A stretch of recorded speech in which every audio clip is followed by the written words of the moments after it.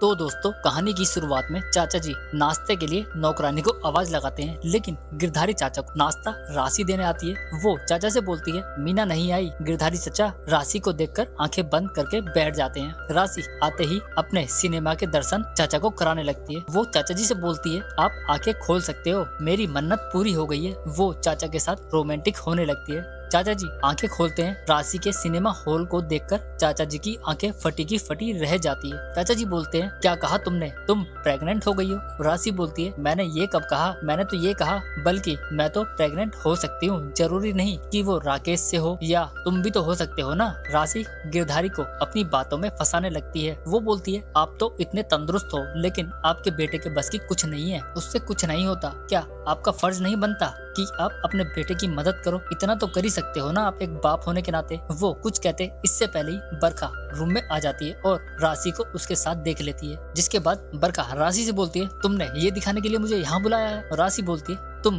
गलत समझ रही हो बरखा, मैंने तुम्हें नाश्ता करने के लिए यहाँ बुलाया है। बरखा बोलती है, गिरधारी जी को देखकर ऐसा लग रहा है जैसे वो तुम्हारे साथ नाश्ता करने आए हो। नाराज होकर बरखा वहाँ से चली जाती है। गिरधारी लाल बरखा को समझाते हैं और बोलते हैं, बरखा, राशि बच्चा ना होने के कारण बहक गई है, क्योंकि उनके नसीब में बच्चे का सुख नहीं है। जिसके बाद बरखा मान जाती है और बोलती है, अगर मैंने ऐसा दोबारा देखा तो तुम्हारा रास्ता अलग और हमारा रास्ता अलग। अब रात में राशि अपने पति को जगाने की कोशिश करती है ताकि वो राकेश के साथ कार्यक्रम बना सके। राकेश भी उठते ही राशि के साथ कार्यक्रम में लग जाता है। यहाँ पर दोनों खूब रोमांस करते हैं और पलंग तोड़ते हैं। दोनों सुख पाते। इससे पहले गिरधारी चाचा और बरखा की आवाजें आने लगती है। वो रोमांटिक कार्यक्रम कर रहे थे, तब राकेश फिर से राशि को अधूरे सुख में ही छोड़ देता है। राशि बोलती है, आपका रवैया अब पहले जैसा हो गया है, आप हमसे कुछ छिपा रहे हो। लेकिन राकेश उसे कुछ नहीं बताता। अब राशि के समझ में आ जाता है कि वो लड़की बरखा ही है। वो कुछ करती इससे पहले हमारा ये एपिसोड भी खत्म हो जाता है। धन्यवाद।